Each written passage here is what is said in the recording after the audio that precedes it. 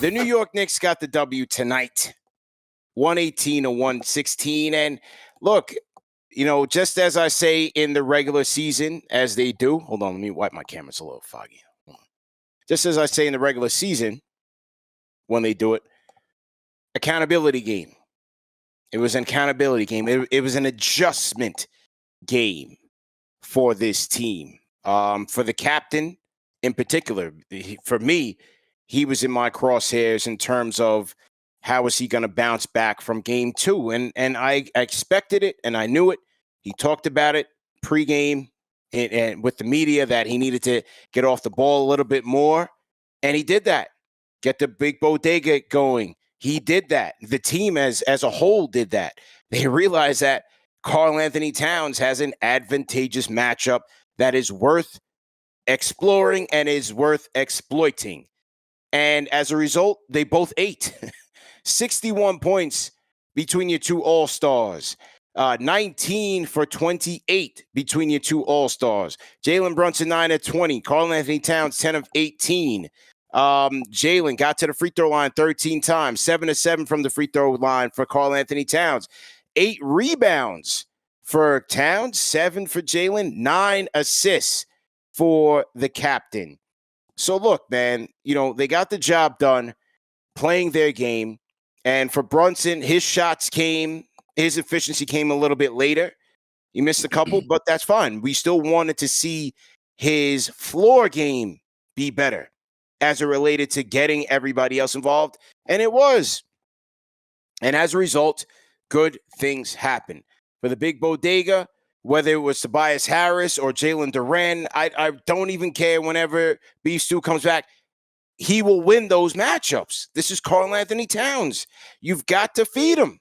And that's all we were saying after game two, right? Like after game two, yes, we could. It was so funny that after game two, we were playing the blame game. Who was it on? Was it on Tibbs?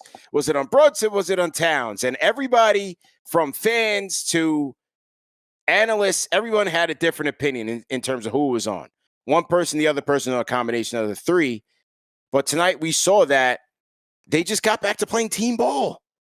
And sometimes it's just as much as that. The adjustment that you want to make is just playing better, playing as a team, getting one another involved and understanding where your mismatches are. So good job by Jalen.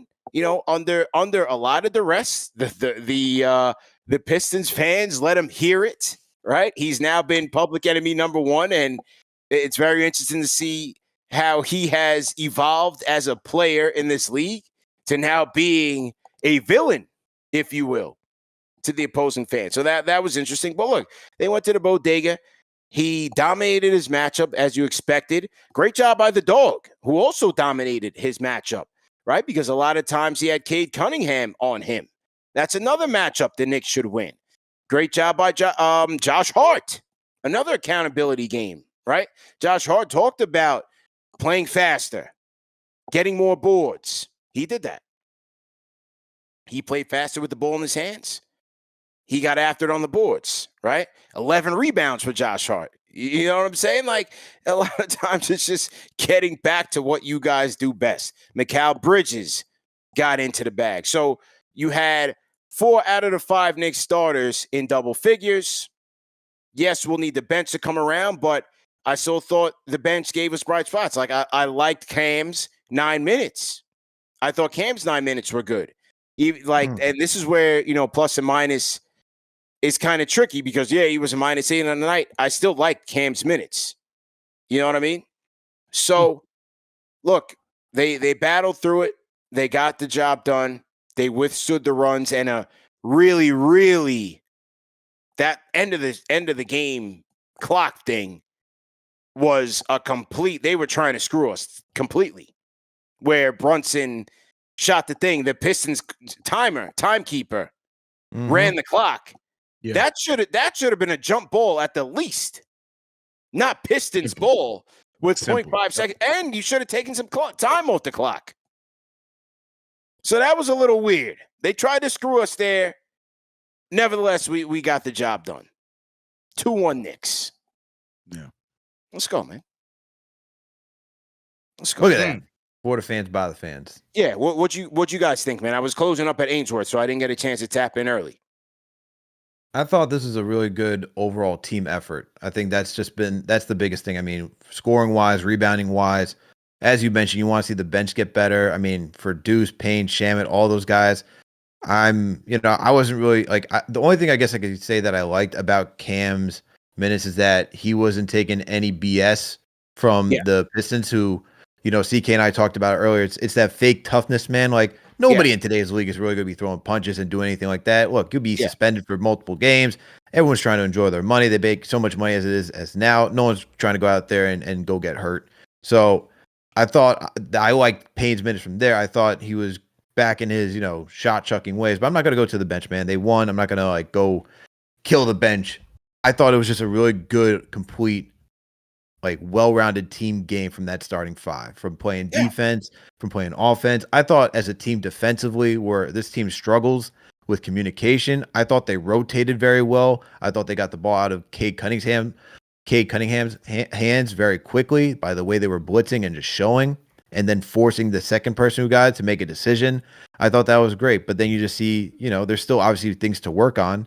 Timmy got into his bag. Schroeder's knocking down threes. So they still have that issue of allowing too many threes. But I thought overall it was a solid team game. And then if you talk about exploiting matchups, finally, CP, where we see Tobias Harris gets in foul trouble, and you know what the next thing is? Oh, Tobias is out of here, no wing? Let's go attack Cat on Duren. That makes sense because why not? That whole I'm sure you read that article by Fred Katz talking about how the Wings have had success guarding Towns. It's been a talk this entire week. And so finally where he gets a favorable matchup because he's just good against traditional bigs, continue to eat that way. Yeah, and it was just so interesting in that couple things. When the Knicks got in trouble, a lot of times it was Towns with that. Well, in that second half run by the Pistons, it was Towns with that second unit. But the thing that was frustrating me the most was that, just like me and Antonio Daniels talked about, he's dancing all around the 3-point line. And it's just like everybody's playing hot potato. He's not getting the ball in an advantageous situation. Nobody knows where to go with it because he's standing around the 3-point line with Cam Payne and Deuce and all these guys. And I'm just like, Cat has to help these guys out. This is your unit. Demand the ball and go dominate again. What I say. And then the offense gets bogged down. The Timmy's gets hot. The crowd get going again. So again, it's more self-inflicted wounds with this team where I still appreciate the fact that they're going through this because I hope that they are continuing to learn from these things. Watch the tape from tonight and look where you got into trouble. It wasn't a lot of things that the Pistons did that hurt the Knicks. It was self-inflicted. Towns is running all around the 3-point line with Tobias Harris or somebody no-name draped on him. And I'm like, bro, go into the low block, tell Cam Payne, give me the ball, and go get a bucket. You know what I mean? It's those type of things. But the Pistons, give credit to them. They are a very opportunistic team. So from Timmy to Schroeder, hey, thank God Malik Beasley didn't have it in his bag tonight, right? He was more concerned with trying to win the mind games and everything. So you let him do him. That's why he is who he is, right? But those guys were very opportunistic and they got the job done. But these are the things that I want to see the Knicks continue to learn from as they get battle tested through these playoffs. A lot of these things, why they put themselves in these positions to allow other teams to get runs, is self-inflicted. So those are some interesting times there. Yep. You took the words right out of my mouth. That's exactly what I was saying. I was loud about it in chat after game 2, put up a whole video about it. It just Towns needs to understand who he is. Go get the rock. I don't want to hear Brunson's supposed to pass. All that is true. Tibbs, fine. But if you are Karl-Anthony Towns, no way should you be ending the game with 10 points, not on your own watch, because the amount of times, like you mentioned, You're out there playing with the second unit. It's like, go take the game over, man. Go call for the rock. You had Hardaway on you in some opportunity. No. And I think Towns did a great job of doing just that in this game. It's like Alex said, the starting five just did a very good job at learning from all the mistakes we all complained about and putting it to the test here tonight. Did a great job. My only thing is now I'm looking at that second unit. We need them to show up a little bit. Deuce McBride, he showed up, gave us some good 9 minutes. I understand. You guys talked about campaign, but I think for Alex to say the best thing about campaign is that he did not take a lot of crazy shots is kind of crazy. You know what I mean? Yes. So I need the second unit to then also follow that same path. Like the confidence we saw down the stretch before the playoffs began. My man Landry Shamet finding his groove. Deuce McBride came right off the injury, found his groove. We need the second unit is going to be very vital. We did a great job with the starting five today, but there's going to be games where, Bridges goes back to that, 10 points or 8 points. We're going to need the second unit to step up. So that's my only, if I were to find a negative, I'm looking at that. But the starting five did a hell of a job tonight. And, I'm glad we got the first away game. We didn't wait till game 4. We didn't wait. Nah, we got it right off rip. Game 3, up 2-1. Let's get it. We got to go to key stats of the night, brought to you by Underdog Fantasy. Okay, so let's get to the key stats of the night, and then I think we have somebody joining us in a minute. So let's talk about it. Knicks obviously won 118 to 116. We'll get at the rebounding battle tonight. Knicks still lost a rebounding battle, which is shocking, but they came out with the win, and it was a narrow victory, man. Narrow victory indeed. Okay, Knicks got 47 boards. Pistons got 54. They tied the assist battle 22 apiece. Knicks won the steal battle, though, 11-6. As we all know, the Pistons are very prone to turning the ball over. Knicks were able to take advantage of that, and that helped create that separation, too. Knicks defensively were showing out, got 7 blocks as well, while the Pistons got the 4. And Knicks were able to maintain their turnovers, only had 9 while the Pistons had 14. Shooting-wise, it was almost even. Knicks shot close to 47%. Pistons shot 45%. Downtown, Pistons actually shot crazy 43% from 3, while the Knicks shot 38%. And then the free throws, baby. Knicks shot damn near 90% from the charity stripe, while the Pistons shot 82%. And these are the other categories the Knicks won. They won the points in the paint battle, 46-36. Shout out to Brunson and Cat doing that. You got second chance opportunities. Got 16-12 for the New York Knicks, and then Knicks barely won the fast break points battle, 14-13. Knicks were just trying to eat in many categories, just wanting to see better job on the rebounding battle. Maybe you get Mitchell Robinson out there to help a little bit more with that. I don't know. More two big men. That'd help. Hey, that'd help. But Knicks still won regardless. Just the minor criticisms. But CK, any stats that you took away from tonight's game?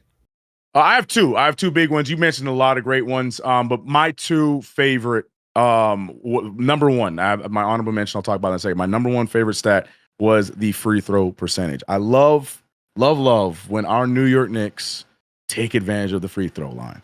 89.7%. I'm going to bump it up to a 90% free throw percentage, 26 for 29. We had multiple guys who got to the line multiple times and not miss in Mikal Bridges, Karl-Anthony Towns. OG only missed 1, so I'm going to throw him in there as well. We talked about Jalen Brunson, his ability to get to the line. That's what, that's the greatness, because we complain so much about the foul differential and referees not calling fouls and blah, blah, blah, blah. But then we also had that issue of not taking advantage when we get to the free throw line. We can't use that argument tonight. I feel like the Knicks did a great job at handling and capitalizing on the free points. And I feel like that is a big difference from that 2-point win you see we have from if we went, 80% from the free throw line tonight. Might have been another crying session tonight for us here on KFTV, but that wasn't the case because we handled the free points. But my honorable mention has to go to the defensive stats. I feel like, we handled the Detroit Pistons love to play this fake tough guy routine. They do all this huffing and puffing and pushing and shoving and this, that, and the third. But at the same time, they had the hardest time taking care of the rock. And another thing the Knicks need to take advantage of is just that, and that is the steals and blocks. And I think with, Mikal with 3 of them, OG with 2 of them, Hart with 2 of them,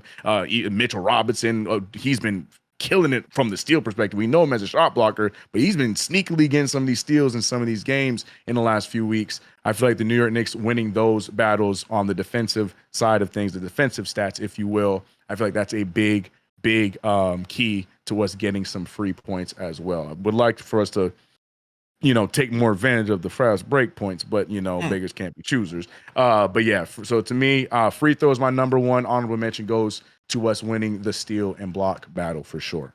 You know what you got to do, CK? This is what you got to do. You got to go write that on a note. There's a suggestion box I heard over at the Knicks training facility. It's right outside Tom Thibodeau's office. Maybe he'll read it. Maybe he won't. I have no idea, man. But hey, make that suggestion to him. I'm sure you would. Not only you, but a plethora of other Knicks fans would say, hey, can we dial up the pace a little bit, man? Do we always gotta, as Daniel has Tom Thibodeau right here on the screen with us. Man, do we gotta play so slow all the time, man? Do we have to do a grinded out game? My question is, how is it a dumpster sized suggestion box, or he got like a little shoebox size? Because I don't know if that's a good idea for Tom Thibodeau. He's gonna have a lot of suggestions. Let me tell you how, if he had a suggestion box, you know how big that thing would be? It would be like a little tiny jewelry box, all right? If you could fit anything in there, that's what it would be, man. It's not even a shoebox. Because you're saying he ain't even listening, is what you're saying? He ain't even gonna listen, bro. He ain't gonna listen. We already know what it is. We already know what it is. All right, man. But that was key stats of the night, brought to you by Underdog Fantasy. Use that promo code KFTV to get up to $1,000 in instant bonus cash and a free pick. People, I love using Underdog Fantasy. It's a lot of fun. Look at that sign. Look at that beautiful sign that CK's got back there too, man. CK loves using Underdog Fantasy as well. The cool thing about it is that you can choose, if you're creating a ticket, you can go anywhere between 2 to 8 players. Now, do they all have to be from one sport? No, you can mix and match across all sports. Or if you are going to do the same sport, the only difference is you got to choose at least 2 players from 2 different teams. Okay. But the more players you choose, the more likely you can get in bigger earnings. So all you got to do when you choose 2 to 8 players is just choose higher or lower on any stat. So let's say if it was, 26.5 points, as I used with my guy Bryce last night for Cade Cunningham. Got under that, man. So I would have won if I chose that tonight. If that was the odds for tonight's game. So all you gotta do is just choose higher and lower, and it's just fun. And look, if you don't feel like creating a ticket, you can go do the other thing. Go put on your GM cap. Go compete in some fantasy drafts. All right. And hey, go see if you can go win. If you got the best mind in putting together the best team, you can do it with some friends. You can go against some randos out there. It's a lot of fun. All right. So make sure to go support our sponsor, Underdog Fantasy. Use that promo code KFTV to get up to $1,000 in instant bonus cash and a free pick as CK points to that Underdog Fantasy sign. Look at that beautiful sign. Cody Glock, go ahead and close this out. Cody. Yo, I'm in the place. Can y'all hear me? Yes, sir. Yes, sir. Yo, man. Shout out Manscaped, man. Yeah. I have 0 turnovers because of Manscaped, man. Yeah. I take care of my ball profusely with the utmost friction in my mixture. No testimonials. Listen, babe. Yo, off the bat, we starting like this. Look, let me tell you something about Mitchie. You see Mitchie? Yeah. One thing about Mitchie, he ain't no snitchy. Nah. You see Mitch? Mitch getting gritty in Detroit. He's playing the pick and roll defense beautiful. When I see him and OG Garden in the pick and roll action, my confidence is through the roof on whatever side they on. You see Mitch, pushing, shoving, standing up for the squadron. Paul Reed, you butt. Calm down. We about to turn your TV off for the 2nd year in a row, clown. You a clown. What's wrong with you? Yeah. Yo, what I would love to see more is dishes on the pick and roll. I don't get jealous of other teams at all. But when I see Cade finding Durant on them rolls, I be hating sometimes. Because on a couple of plays in the 3rd quarter when JB and Mitch were in pick and roll action constantly, Mitch was open a couple of times and Brunson decided all of those times to take it upon himself. And I know Mitchie doesn't have the greatest catching hands. Yeah. But that man, get that man some touches, B. He fighting for the team. He getting a tech for the team, B. He needs some get back. When you see Paul Reed getting his increments and Mitchie can't even throw a punch back on offense, but it worked. So hey, I don't care. Yo, on another note, tonight I'm proud of Mikal Bridges, bro. For a fact, I'm proud of Mikal Bridges. I seen a different side of him tonight. Pause. No puff. No puff. Yeah. My favorite part of the night. You ain't making a bang. Yeah, no, we ain't making a band. Yeah, we don't talk to Dylan. Yo, look, my favorite part of the night is when he was at the free throw line saying, F out of here, Timmy Sr. First you got the Garden Faithful booing Malik Beasley outside Broadway while boarding the bus, talking crazy to him in front of his mom. Now tonight we got Big Timmy. We got Big Timmy catching a piece of the action from Kale at the free throw line. It's a green light. Even the family could get it when it comes to New York, B. Yeah. It's getting active out there, B. And Kale was here for it. All our top players came through for us tonight. All the guys we put in the bag behind came through for us tonight. 30 and 30 for the number 1 and number 2 option. 20-20 for the second and third option. And the scary part is, Deuce not even activated yet. It's lit for game 4, B. Right. It's lit for game 4. One more thing, man. Dennis Schroeder, I don't like him. I don't like him so much, right? I don't like him so much that if he was a free agent next year, I would not ask him to be our de facto point guard off the bench and back up JB and solidify our bench scoring match with Kolik's playmaking. That's how much I don't like him. Yeah. It's the opposite, though. When the Knicks win, I want Campaign to do that stupid Detroit dance I kept on seeing the crowd doing in the commercial break. That you know that one where they put their fist up and they would go up, down, left, right, like they do. Oh, I don't know what that is, yo. Shout out Nikki Pipes, man. Yeah. Shout out J Cal, man. Shout out CK2K, yo. One thing about CK2K, right? Yeah. He is no snitchy, B. He's up there getting play-by-play on the West Coast for the man them. For the play-by-play was lit. Play-by-play was lit, man. For the brethrens. Yeah. Like, yo, shout out J Cal. Shout out my boy Bobby B, man. Bobby B, if you hearing this, man, shout out Bobby B, man. Yo, shout out Chuck D, man. Shout out Taka Michinoku, all that. Yo, I'm out, man. Rapid, yeah, it wasn't rapid fire. Nah, it wasn't, man. But yo, you family. Shout out to the Glocks. Let's shout out one of our new sponsors of the program. New this week is Morgan and Morgan, man. Injury attorneys, the largest injury law firm. Shout out to our friends at Morgan and Morgan. And with over $25 billion recovered for over 500,000 clients, Morgan & Morgan has a proven track record of fighting to get you full and fair compensation. In Florida, for example, a client received $12 million, fellas, after the insurance company's best offer was just $350,000.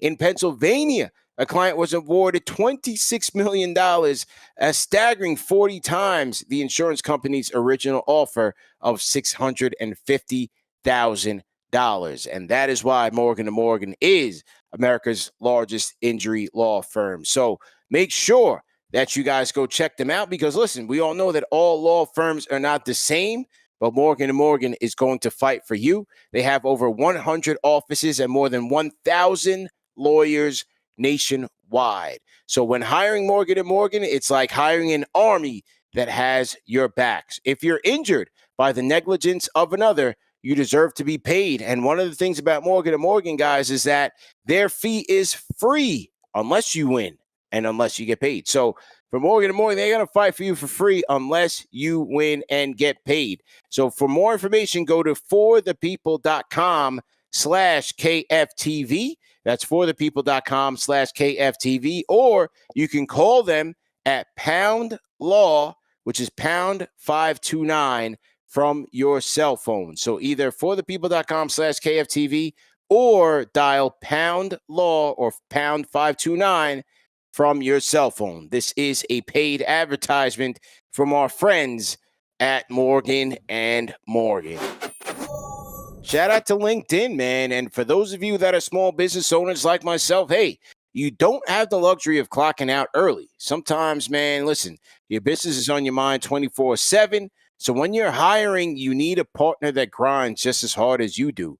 And that hiring partner is LinkedIn Jobs. So for a lot of you small business owners and you guys are looking for a lot of talent, there's a big talent pool out there. Make sure that you are checking out LinkedIn Jobs because when you clock out, LinkedIn clocks in. LinkedIn makes it easy to post your job for free, to share it with your network, and to get qualified candidates that you can manage all in one place. Now, listen, here at KnicksFanTV, nothing's ever easy, but in terms of finding talent, a lot of talent comes to us, but sometimes we got to go out there and find some as well. So I can give you guys an example in terms of, you guys remember KnicksFanTV Dave. Well, KnicksFanTV Dave joined the team through me posting on LinkedIn Jobs. And so I posted the job description on LinkedIn. We needed someone with social media experience, somebody with audio-visual experience, somebody who can operate a camera, editing, so on and so forth. And so we put it through the process, and LinkedIn was able to send us a lot of qualified candidates. And it's a very intuitive process, very simple and easy to use. And then once we got all the resumes in, we sifted through, and then we set up the interviews. And that's how we got, for a lot of you guys who remember him, KnicksFanTV Dave, who came through and he helped us get to a really big spot here at KnicksFanTV, and ultimately moved on to ESPN. So shout out to KnicksFanTV Dave for joining us. But I'm just using that as an example in terms of how LinkedIn Jobs can help you find the right candidate for you. And based on LinkedIn data, man, 72% of small and medium-sized businesses using LinkedIn say that LinkedIn helps them find high-quality candidates. So make sure that you guys are tapped in there, because over 2.5 million small businesses use LinkedIn for hiring today. So find your next great hire on LinkedIn. Post your job for free at linkedin.com/KFTV. That's linkedin.com/KFTV to post your job for free. Terms and conditions apply.